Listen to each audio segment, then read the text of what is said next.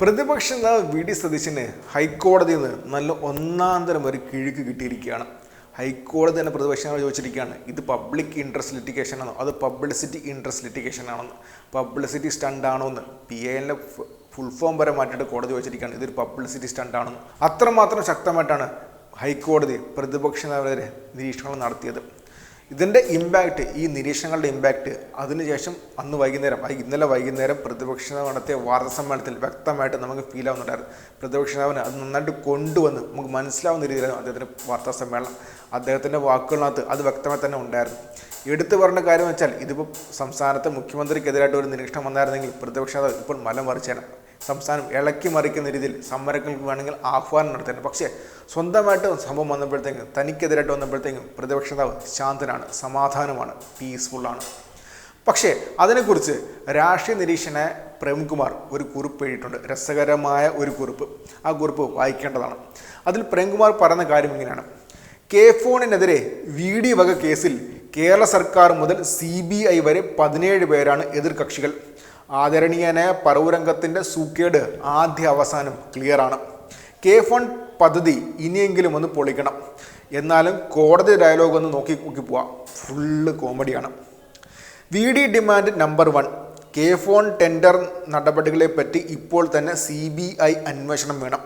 2017 tender നടപടികൾ തുടങ്ങി 2019 ഉറപ്പിച്ച് 2023 ഉദ്ഘാടനം കഴിഞ്ഞ് 2024 കണക്ഷൻ കൊടുക്കുന്ന K-Phone-നെ പറ്റി എന്തിനാണ് ചങ്ങായി ഇപ്പോൾ അന്വേഷണം? അതിനുശേഷം അടുത്തത് VD ഡിമാൻഡ് നമ്പർ 2, എല്ലാ എതിർകക്ഷികളെയും ഹൈക്കോടതിയിൽ ഉടൻ വിളിച്ചു വരുത്തണം.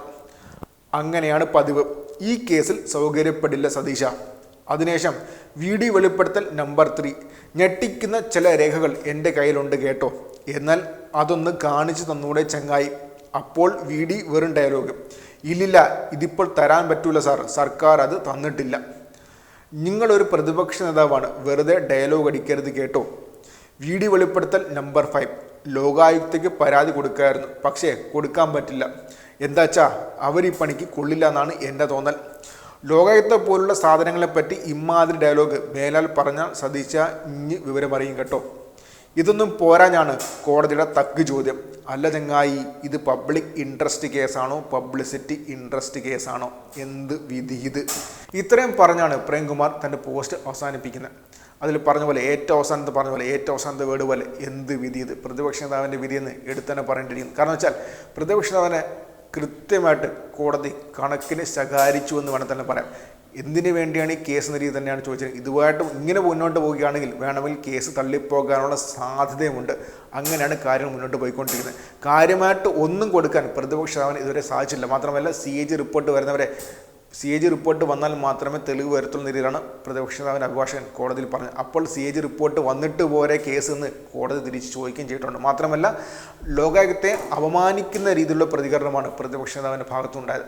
ലോകത്തെ വിശ്വസിക്കാൻ കൊള്ളത്തില്ലെന്ന രീതിയിലുള്ള പ്രതികരണമാണ് അദ്ദേഹം നടത്തിയത്. അപ്പോൾ കോടതി രൂക്ഷമായിട്ടാണ് പ്രതികരിച്ചത്. മാത്രമല്ല ഒരു പ്രതിപക്ഷ നേതാവിൻ്റെ സ്ഥാനത്തിരിക്കുന്ന ഒരു വ്യക്തിയുടെ സ്ഥാനത്തുനിന്ന് വരേണ്ട വാക്കുകളല്ല ഇതൊന്നും. ഒരു പ്രതിപക്ഷ നേതാവ് ഇങ്ങനെ ചെയ്യാൻ പാടില്ലെന്നും വരാനിരിക്കുന്ന പ്രതിപക്ഷ നേതാവെങ്കിലും ഇങ്ങനെ ചെയ്യാതിരിക്കട്ടെ എന്ന രീതിയിലുള്ള ശക്തമായ പ്രതികരണമാണ് കോടതി ആ കാര്യത്തിൽ നടത്തിയത്. മൊത്തത്തിൽ നോക്കുകയാണെങ്കിൽ പ്രതിപക്ഷ നേതാവിന് നല്ല ഒന്നാന്തരം അടിയാണ് ഹൈക്കോടതിയിൽ നിന്ന് കിട്ടിയിട്ടുള്ളത്. അത് പ്രതിപക്ഷ നേതാവിൻ്റെ മുഖത്ത് തന്നെ വ്യക്തമായിരുന്നു.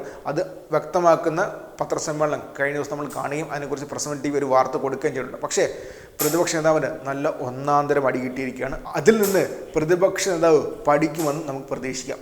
ഇതിൽ നിന്നും അദ്ദേഹം പഠിച്ചില്ലെങ്കിൽ അദ്ദേഹത്തെ ഇനി പഠിപ്പിക്കാൻ ഒന്നുമില്ലെന്ന് മാത്രം കൂട്ടിച്ചേർത്തുകൊണ്ട് നമുക്ക് ഈ വീഡിയോ നിർത്താം.